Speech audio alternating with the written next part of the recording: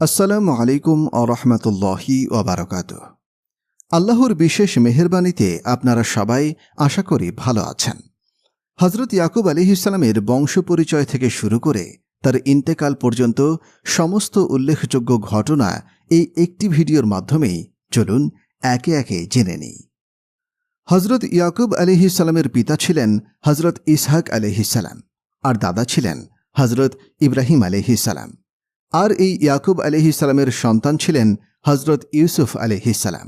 ইয়াকুব আলাইহিসসালামের 12 জন সন্তান ছিলেন। তাদের মধ্যে হজরত ইউসুফ আলাইহিসসালাম নবী হয়েছিলেন। সেই ঘটনায় পরবর্তীতে আসছে। হজরত ইসহাক আলাইহিসসালামের 2 জন ছেলে ছিলেন, ইশ ও ইয়াকুব। এই দুজনের মধ্যে ইশ ছিলেন বড় এবং ইয়াকুব ছিলেন ছোট। পিতা ইসহাক আলাইহিসসালাম তার বড় ছেলে ইশকে খুব বেশি যত্ন করতেন। অন্যদিকে ইসহাক আলাইহিসসালামের স্ত্রী রুফাকা তার ছোট ছেলে ইয়াকুবকে বেশি যত্ন করতেন। হজরত ইসহাক আলাইহিসসালাম যখন বৃদ্ধ বয়সে উপনীত হলেন তখন তার দৃষ্টিশক্তি দুর্বল হয়ে পড়েছিল। তাওরাতের বর্ণনা অনুযায়ী একদিন ইসহাক আলাইহিসসালাম তার বড় পুত্র ইশকে বরকত প্রদান করতে চাইলেন। এজন্য তিনি তার বড় ছেলে ইশকে ডাকলেন এবং বললেন, যাও, আমার জন্য শিকার করে আনো এবং এটা থেকে উত্তম খাবার বানিয়ে আমার সামনে পেশ করো, যাতে আমি তোমার জন্য বরকতের দোয়া করতে পারি। পিতার কাছ থেকে এই কথা শুনে ইয়াকুব আলাইহিসসালামের বড় ভাই ইশ শিকারের জন্য বেরিয়ে পড়লেন। এদিকে ইসহাক আলাইহিসসালাম এর স্ত্রী রুফাকা অর্থাৎ ইয়াকুব আলাইহিসসালামের মা তার ছোট ছেলে ইয়াকুবকে বললেন, যাও, তুমি 2খানা উৎকৃষ্ট ছাগল ছানা জবেহ করে আনো। এরপর সেটা দিয়ে খাবার বানিয়ে তোমার বড় ভাইয়ের আগেই তোমার পিতার সামনে খাবার বানিয়ে রাখো এবং বরকতের জন্য তার কাছে দোয়া চাও। মা রুফাকার কাছ থেকে এই কথা শুনে ইয়াকুব আলাইহিসসালাম সেটাই করলেন। খাদ্য তৈরি হয়ে যাওয়ার পর তার মা রুফাকা তাকে তার বড় ভাই ইশের পোশাক পরিয়ে দিলেন। এরপর ইয়াকুব আলাইহিসসালাম সেই খাদ্য নিয়ে পিতা ইসহাক আলাইহিসসালামের কাছে গেলেন। ইসহাক আলাইহিসসালাম বৃদ্ধ হওয়ার কারণে বুঝতে পারছিলেন না যে এটা তার বড় ছেলে ইশ নাকি ছোট ছেলে ইয়াকুব। এজন্য ইসহাক আলাইহিসসালামকে জিজ্ঞাসা করলেন, তুমি কে? ইয়াকুব আলাইহিসসালাম বললেন, আমি আপনার সন্তান।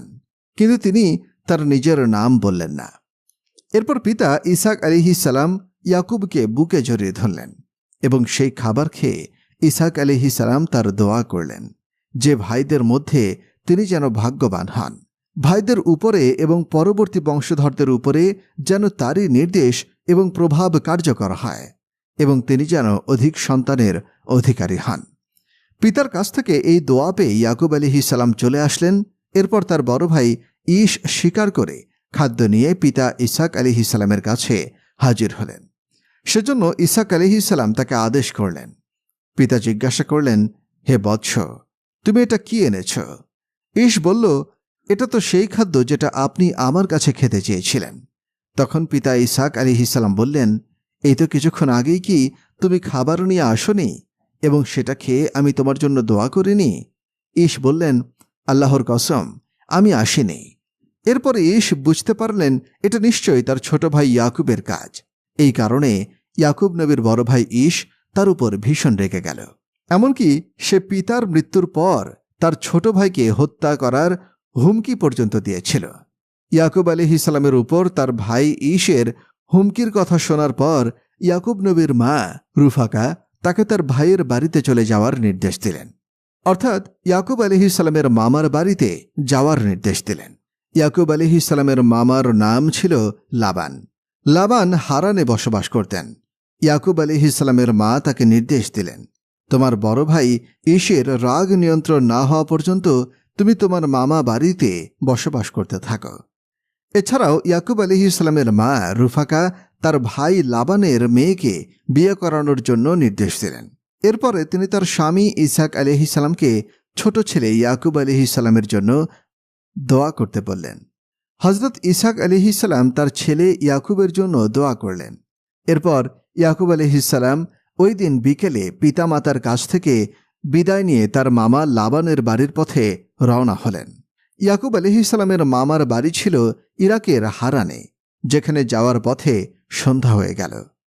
কেনানের অদূরে যে স্থানে সন্ধ্যা হয়েছিল সে স্থানে একটি পাথরের উপরে মাথা রেখে তিনি ঘুমিয়ে পড়লেন।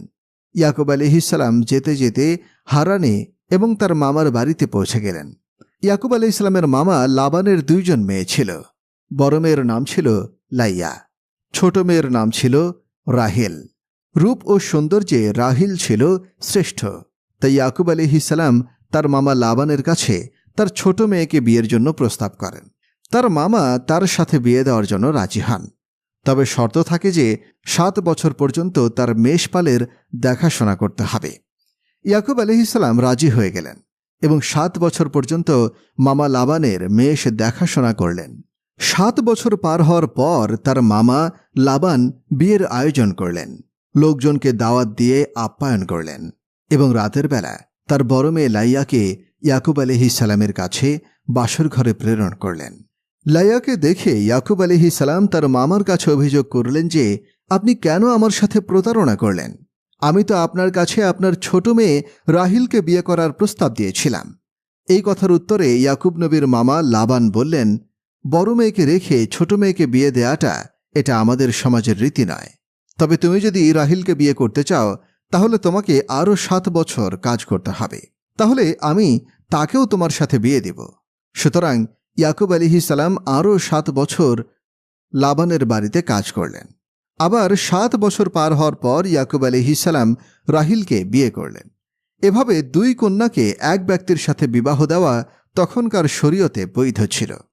পরবর্তীকালে তাওরাতের মাধ্যমে এই বিধান রহিত হয়ে যায়। ইয়াকুব আলাইহিসসালামের শ্বশুর লাবান তার 2 কন্যার সাথে একটি করে দাসী দিয়েছিলেন। লাইয়ার দাসীর নাম ছিল জুলফা এবং রাহিলের দাসীর নাম ছিল বালহা। লাইয়ার যে ঘাটতি ছিল, মহান আল্লাহ তাআলা তাকে সন্তান দানের মাধ্যমে সেই ঘাটতি পূরণ করে দেন। ইয়াকুব আলাইহিসসালামের প্রথম স্ত্রী লাইয়ার গর্ভে প্রথম সন্তান রুবিল, দ্বিতীয় সন্তান সামুন, তৃতীয় সন্তান লাবি এবং চতুর্থ সন্তান ইয়াহুদার জন্ম হয়েছিল। ইয়াকুব আলাইহিসসালামের ছোট স্ত্রী রাহিলের কোনো সন্তান হতো না। তখন তিনি ঈর্ষান্বিত হয়ে পড়েন এবং তার দাসী বালহাকে ইয়াকুব আলাইহিসসালামের নিকট সমর্পণ করেন।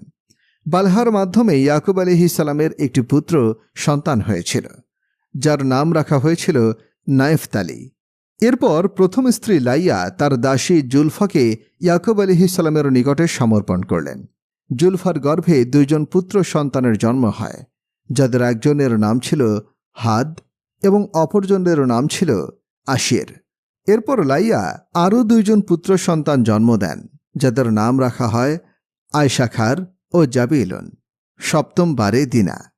এরপর ইয়াকুব আলাইহিসসালামের ছোট স্ত্রী রাহিল একটি পুত্র সন্তানের জন্য আল্লাহ পাকের কাছে দোয়া করেন। আল্লাহ পাক রাহিলের দোয়া কবুল করেন। ফলে আল্লাহর নবী ইয়াকুব আলাইহিসসালামের ঔরসে রাহিলের গর্ভে একজন সুন্দর সুশ্রী পুত্র সন্তান জন্মগ্রহণ করে, যার নাম রাখা হয় ইউসুফ। রাহিলের গর্ভে পরবর্তীতে ইউসুফ আলাইহিসসালামের আর একটি ছোট ভাই জন্মগ্রহণ করে, যার নাম রাখা হয় বেনিয়ামিন। ইয়াকুব আলাইহিসসালামের সন্তানদের মধ্যে এই ইউসুফ আলাইহিসসালাম পরবর্তীকালে নবী হয়েছিলেন। উল্লেখ্য যে ইয়াকুব আলাইহিসসালামের অপর নাম হচ্ছে ইসরাইল এবং ইয়াকুব আলাইহিসসালামের 12 সন্তানদেরকে বলা হয় বনি ইসরাইল। এই বনি ইসরাইল বংশে মহান আল্লাহ তাআলা পরবর্তীকালে হাজার হাজার নবী রাসূল প্রেরণ করেছিলেন। ইসরাইল অর্থ হচ্ছে আল্লাহর দাস। নবীদের মধ্যে কেবলমাত্র ইয়াকুব আলাইহিসসালাম এবং মহানবী সাল্লাল্লাহু আলাইহি ওয়াসাল্লামের এই 2 জনের 2টি করে নাম ছিল। ইয়াকুব আলাইহিসসালামের অপর নাম ছিল ইসরাইল আর মুহাম্মদ সাল্লাল্লাহু আলাইহি ওয়াসাল্লামের অপর নাম ছিল আহমাদ। তো নবী ইয়াকুব আলাইহিসসালাম তার পরিবারের সকলকে নিয়ে হারানে বসবাস করতে থাকলেন। তিনি তার মামা লাবানের 2 কন্যাকে বিয়ে করার পর আরও 6 বছর পর্যন্ত তার মেষ চড়িয়েছিলেন। অর্থাৎ ইয়াকুব আলাইহিসসালাম মোট 20 বছর তার মামা লাবানের মেষপাল চড়িয়েছেন। এরপর আল্লাহ তাআলা তাকে ওহীর মাধ্যমে ইয়াকুব আলাইহিসসালামকে নির্দেশ দিলেন যে তুমি তোমার জন্মভূমিতে তোমার জাতির কাছে চলে যাও। যেহেতু ইয়াকুব আলাইহিসসালামের উপরে তার বড় ভাই ঈশ এর রাগ ছিল, এজন্য তিনি ইয়াকুব আলাইহিসসালাম এবং তার পরিবার থেকে পৃথক ছিলেন। এ সময় আল্লাহ পাক তাকে সাহায্যের জন্য আশ্বাস প্রদান করলেন এবং তাকে জন্মভূমিতে ফিরে যাওয়ার নির্দেশ প্রদান করলেন। এরপর ইয়াকুব আলাইহিসসালাম তার মামার কাছে গিয়ে বললেন যে তিনি তার পরিবারবর্গের কাছে ফিরে যেতে চান। মামা লাবান তাকে বললেন, তোমার কারণে আমার ধন সম্পদে অনেক বরকত হয়েছে। অতএব আমার ধন সম্পদ থেকে তোমার যতটুকু ইচ্ছা হয় তুমি নিয়ে যাও। এরপর ইয়াকুব আলাইহিসসালাম তার স্ত্রী সন্তান ও ধন সম্পদ নিয়ে তার জন্মভূমির উদ্দেশ্যে রওনা দিলেন। আসার সময় ইয়াকুব আলাইহিসসালামের ছোট স্ত্রী রাহিল তার পিতা লাবানের মূর্তিগুলো লুকিয়ে নিয়ে আসেন। ইয়াকুব আলাইহিসসালাম যখন তার পরিবারবর্গকে নিয়ে ওই এলাকা ত্যাগ করলেন, তখন রাহিলের পিতা লাবান লোকজনকে নিয়ে তাদের কাছে এসে উপস্থিত হল। লাবান ইয়াকুব আলাইহিসসালামকে ভর্ৎসনা করে বললেন, আমাকে না জানিয়ে তুমি কেন চলে আসলে? আমি তোমাকে আমার এবং আমার কন্যাদেরকে বিদায় সংবর্ধনা জানাতে পারতাম। এরপর লাবান জিজ্ঞাসা করলেন, তোমাদের মধ্যে কেউ কি আছো যে আমার মূর্তি নিয়ে এসেছ? এই মূর্তিগুলোর ব্যাপারে ইয়াকুব আলাইহিসসালাম কিছুই জানতেন না।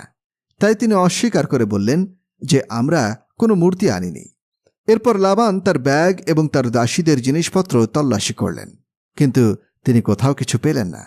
রাহিল এই মূর্তিগুলোকে তার বাহনের গাদির পৃষ্ঠদেশে বসার স্থানে লুকিয়ে রেখেছিলেন। তিনি সেই স্থান থেকে উঠলেন না এবং ওজর পেশ করলেন যে তিনি ঋতুবর্তী। সুতরাং রাহিলের পিতা লাবান সেই মূর্তিগুলো উদ্ধার করতে ব্যর্থ হল। অবশেষে শ্বশুর লাবান ও জামাই ইয়াকুব আলাইহিসসালাম যখন জালাআদ আমাকে স্থানে একটি টিলার কাছে আসলো, তখন ওয়াদা করল যে ইয়াকুব আলাইহিসসালাম লাবানের কন্যাদেরকে ত্যাগ করবেন না এবং তারা বেঁচে থাকাকালীন অন্য কাউকে বিয়েও করবেন না, এবং এই টিলা অতিক্রম করে লাবান ও ইয়াকুব আলাইহিসসালামের কেউই একে অন্যের দেশে প্রবেশ করবে না। এরপর খাবার রান্না করা হলো। উভয় পক্ষ একসাথে খেলেন এবং একে অপরকে বিদায় জানিয়ে তাদের দেশের দিকে রওনা হলেন। এরপর ইয়াকুব আলাইহিসসালাম যখন সাইদ নামক এলাকায় পৌঁছালেন, তখন ফেরেশতারা এসে ইয়াকুব আলাইহিসসালামকে অভ্যর্থনা জানালেন। ইয়াকুব আলাইহিসসালাম সেখান থেকে একজন দূতকে তার ভাই ঈশের নিকট পাঠিয়ে দিলেন, যাতে করে তার ভাই ঈশ ইয়াকুবের সালামের প্রতি সদয় হয়। ইয়াকুব আলাইহিসসালামের প্রেরিত দূত ফিরে এসে ইয়াকুব আলাইহিসসালামকে সংবাদ দিল যে আপনার ভাই ঈশ 400 পদাতিক সৈন্যসহ আপনার দিকে অগ্রসর হচ্ছে। এই সংবাদ পাওয়ার পর ইয়াকুব আলাইহিসসালাম ভীত হয়ে পড়লেন। তিনি নামাজ আদায় করে আল্লাহর নিকট প্রার্থনা করলেন এবং তার ভাই ঈশ এর অনিষ্টতা থেকে আল্লাহর কাছে প্রার্থনা করলেন।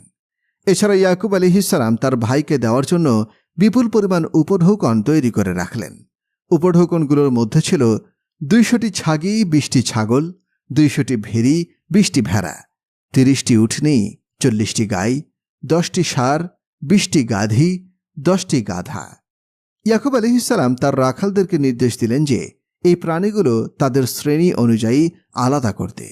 এরপর তিনি তার রাখালদেরকে বলে দেন, আমার ভাই ঈশ এর সঙ্গে তোমাদের যার সাক্ষাৎ হবে, তখন যদি ঈশ তাদেরকে জিজ্ঞাসা করে তোমরা কার লোক এবং এই পশুগুলো কার, তখন তোমরা উত্তর দিবে এই পশুগুলো আপনার দাস ইয়াকুবের।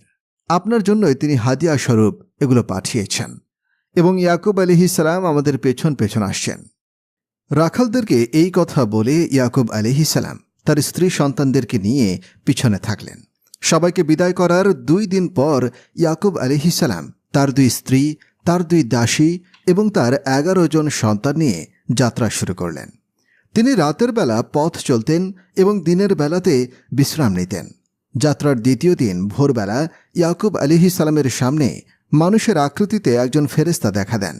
ইয়াকুব আলাইহিসসালাম প্রথমে তাকে একজন পুরুষ মানুষ বলে ধারণা করেছিলেন। এজন্যই ইয়াকুব আলাইহিসসালাম তাকে পরাস্ত করার জন্য তার দিকে এগিয়ে গেলেন। মানুষরূপী এই ফেরেশতার সঙ্গে ইয়াকুব আলাইহিসসালামের ধস্তাধস্তি হল। এর মধ্যে বাহ্যিক দৃষ্টিতে ইয়াকুব আলাইহিসসালাম জয়ী হলেন, তবে ফেরেশতার মাধ্যমে ইয়াকুব আলাইহিসসালাম তার উরুতে আঘাত পেলেন। তখন তিনি খোঁড়াতে থাকেন। ভোরের আলো যখন ফুটে উঠল, তখন মানুষরূপী সেই ফেরেশতা ইয়াকুব আলাইহিসসালামকে জিজ্ঞাসা করলেন, আপনার নাম কি? উত্তরে ইয়াকুব আলাইহিসসালাম বললেন, আমার নাম ইয়াকুব। তখন ফেরেশতা বললেন, এখন থেকে আপনার নাম হবে ইসরাইল। ইয়াকুব আলাইহিসসালাম জিজ্ঞাসা করলেন, আপনার পরিচয় কি এবং আপনার নাম কি? এই প্রশ্নের সাথে সাথেই উক্ত ফেরেশতা অদৃশ্য হয়ে গেলেন। তখন ইয়াকুব আলাইহিসসালাম বুঝতে পারলেন উনি একজন ফেরেশতা। যেহেতু ফেরেশতার সঙ্গে ইয়াকুব আলাইহিসসালামের ধস্তাধস্তির কারণে ইয়াকুব আলাইহিসসালাম পায়ে আঘাত পেয়ে খোঁড়াতে থাকেন, এর জন্যই বনি ইসরায়েলরা উরুর মাংস খায় না। এরপর ইয়াকুব আলাইহিস সালাম দেখতে পেলেন তার ভাই ইশ 400 লোকের এক বিরাট বাহিনী নিয়ে তার দিকে এগিয়ে আসছেন। ইয়াকুব আলাইহিস সালাম তার পরিবারবর্গকে পেছনে রেখে সামনের দিকে এগিয়ে গেলেন।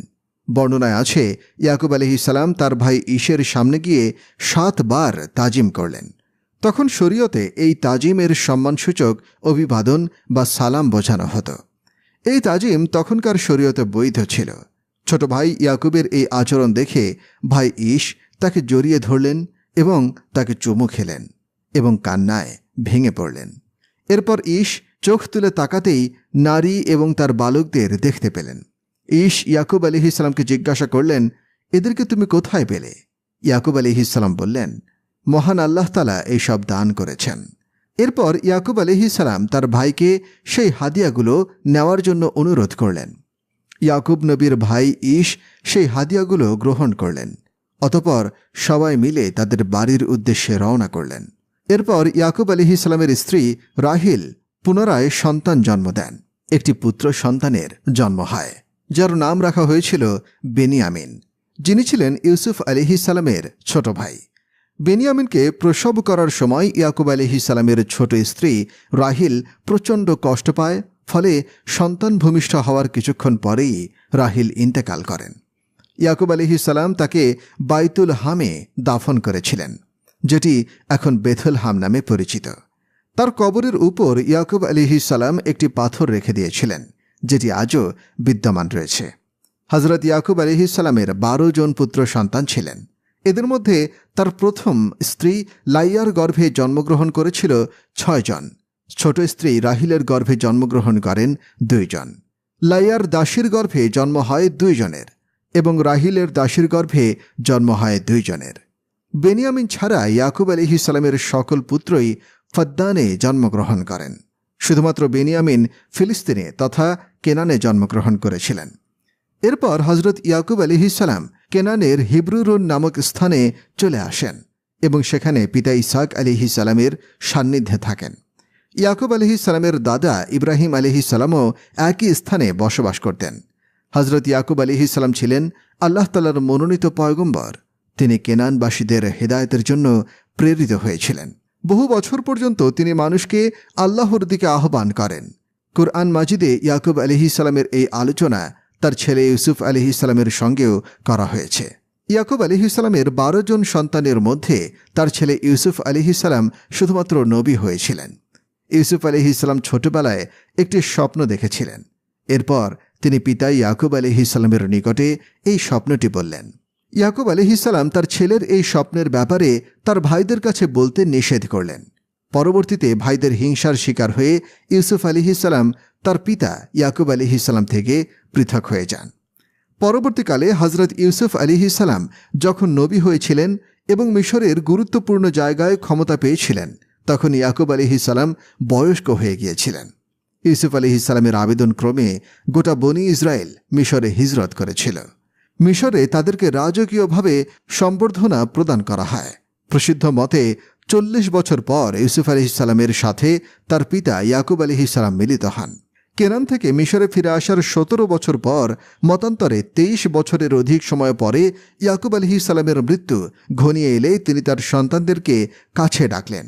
ইয়াকুব আলাইহিস সালাম মৃত্যুর পূর্বে তার সন্তানদেরকে খালেস দ্বীনের প্রতি ওসিয়ত করেন। সেই দিন হল দ্বীনুল ইসলাম, যে দিন বাস্তবায়ন করার জন্য আল্লাহ তাআলা এত নবী এবং রাসূল দুনিয়াতে পাঠিয়েছিলেন। আল্লাহ তাআলা বলেন, আর এরই উপদেশ দিয়েছে ইব্রাহিম তার সন্তানদেরকে এবং ইয়াকুব, হে আমার সন্তানেরা, নিশ্চয়ই আল্লাহ তোমাদের জন্য এই দিনকে চয়ন করেছেন, সুতরাং তোমরা মুসলিম হওয়া ছাড়া মারা যেও না। তিনি আরও বলেন, ইয়াকুবের যখন মৃত্যু এসেছিল তোমরা কি তখন উপস্থিত ছিলে? তিনি যখন সন্তানদের বলেছিলেন, আমার পরে তোমরা কার ইবাদত করবে? তারা বলেছিল, আমরা আপনার ইলাহ এবং আপনার পিতৃপুরুষ ইব্রাহিম, ইসমাইল এবং ইসহাকের ইলাহ, সেই এক ইলাহরই ইবাদত করব, আর আমরা তার কাছেই আত্মসমর্পণকারী। সূরা বাকারা আয়াত 132 থেকে 133। আহলে কিতাবীরা উল্লেখ করেন যে হজরত ইয়াকুব আলাইহিসসালাম তার ছেলেদের একজন করে ওসিয়ত করেন এবং ভবিষ্যতে তাদের অবস্থা কেমন হবে সেই সম্পর্কেও তাদেরকে অবহিত করেন। তিনি তার ছেলেদের মধ্যে ইয়াহুদাকে তার বংশের মধ্য থেকে একজন মহান নবীর আগমনের সুসংবাদ দেন, সবাই যার আনুগত্য করবে। তিনি হলেন হজরতে ঈসা ইবনে মারিয়াম আলাইহিসসালাম। অর্থাৎ আহলে কিতাবদের মধ্যে ইয়াকুব আলাইহিসসালামের সন্তান ইয়াহুদার বংশধারায় ঈসা আলাইহিসসালামের আগমন ঘটেছিল। অন্যদিকে ইয়াকুব আলাইহিসসালামের ছেলে লাবির বংশে জন্মগ্রহণ করেন হজরত মূসা আলাইহিসসালাম এবং হজরত হারুন আলাইহিসসালাম। ইয়াকুব আলাইহিসসালামের অপর নাম ইসরাইল অনুযায়ী তার বংশধরদেরকে বনি ইসরায়েল বলা হয়, কিন্তু পরবর্তীতে এই বনি ইসরায়েলরা তাদের অবাধ্যতা ও সীমা লঙ্ঘন করার কারণে আল্লাহর কাছে অভিশপ্ত এবং পথভ্রষ্ট জাতিতে পরিগণিত হয়। হজরত ইয়াকুব আলাইহিসসালামের ইন্তেকাল সম্পর্কে জানা যায় ইবনে ইসহাক রহমতুল্লাহ আলাইহি এর কিতাবাদিতে। তিনি উদ্ধৃতি দিয়ে লিখেছেন যে হজরত ইয়াকুব আলাইহিসসালাম মিশরে তার পুত্র ইউসুফ আলাইহিসসালামের কাছে 17 বছর থাকার পর ইন্তেকাল করেছিলেন। মৃত্যুর সময় ইয়াকুব আলাইহিসসালাম তার ছেলে ইউসুফ আলাইহিসসালামকে ওসিয়ত করেন যে তাকে যেন তার পিতৃপুরুষ পিতা ইসহাক এবং তার দাদা ইব্রাহিম আলাইহিসসালামের কবরের পাশে দাফন করা হয়। ইতিহাসবিদরা লিখেছেন যে হজরত ইউসুফ আলাইহিসসালাম এই ওসিয়ত পালন করেন। ইয়াকুব আলাইহিসসালামের মৃত্যুর পর তার ছেলে ইউসুফ আলাইহিসসালাম তার পিতার মৃতদেহটি সিরিয়াতে পাঠিয়ে দেন এবং ইয়াকুব আলাইহিসসালামকে পিতা ইসহাক এবং দাদা ইব্রাহিম আলাইহিসসালামের কবরের পাশে দাফন করা হয়। তাহলে কিতাবীদের মতে হজরত ইয়াকুব আলাইহিসসালাম যখন মিশরে যান তখন তার বয়স ছিল 130 বছর। তাদের মতে তিনি মিশরে 17 বছর জীবিত ছিলেন, সুতরাং ইয়াকুব আলাইহিসসালামের মোট বয়স হয়েছিল 147 বছর। মূলত ইয়াকুব আলাইহিসসালাম কত বছর বেঁচে ছিলেন এটা আল্লাহ পাকই ভালো জানেন। আহলে কিতাবদের মতে ইয়াকুব আলাইহিসসালামের মৃত্যুতে মিশরবাসী 70 দিন পর্যন্ত শোক পালন করেছিল। তাই ইয়াকুব আলাইহিসসালামের মৃত্যুতে তার পুত্র ইউসুফ আলাইহিসসালাম তার ভাইদেরকে সান্ত্বনা দিলেন। এরপর তারা হিব্রুন নামক স্থানে পৌঁছে পিতা ইয়াকুব আলাইহিসসালামকে গুহায় দাফন করে দেন, যেখানে পিতা ইব্রাহিম আলাইহিসসালাম ইফরুন ইবনে শাখারের কাছ থেকে খরিদ করেছিলেন। ইয়াকুব আলাইহিসসালামকে দাফন করার পর 7 দিন পর্যন্ত তারা সেখানে অবস্থান করেছিল। এরপর তারা সকলেই স্বদেশে ফিরে আসলেন। ইয়াকুব আলাইহিসসালামের 12 পুত্রের মধ্যে ইউসুফ আলাইহিসসালাম নবী হয়েছিলেন। ইউসুফ আলাইহিসসালাম তার অন্যান্য ভাইদেরকে সম্মানিত করলেন এবং তাদেরকে উত্তমভাবে মিশরে থাকার ব্যবস্থা করে দিলেন। ইউসুফ আলাইহিসসালামের জীবন আরও অসাধারণ ছিল। ইউসুফ আলাইহিসসালামের জীবনী থেকে আমাদের অনেক কিছু শেখার আছে, যার সম্পর্কে স্বয়ং আল্লাহ তাআলা বলেছেন যে তার জীবনী হচ্ছে আহসান আল কাসাস, অর্থাৎ সর্বোত্তম কাহিনী। সেই সর্বোত্তম কাহিনী জানতে চোখ রাখুন আমাদের চ্যানেলে। আমরা এতক্ষণ ইয়াকুব আলাইহিসসালামের জীবনী সম্পর্কে যেসব আলোচনা করলাম এর বেশিরভাগ তথ্যই আহলে কিতাবদের থেকে নেয়া, যেগুলো সম্পর্কে অনেক মতভেদ পাওয়া যায়। কুরআন মাজিদ এইসব বিস্তারিত বিবরণ সম্পর্কে নীরব।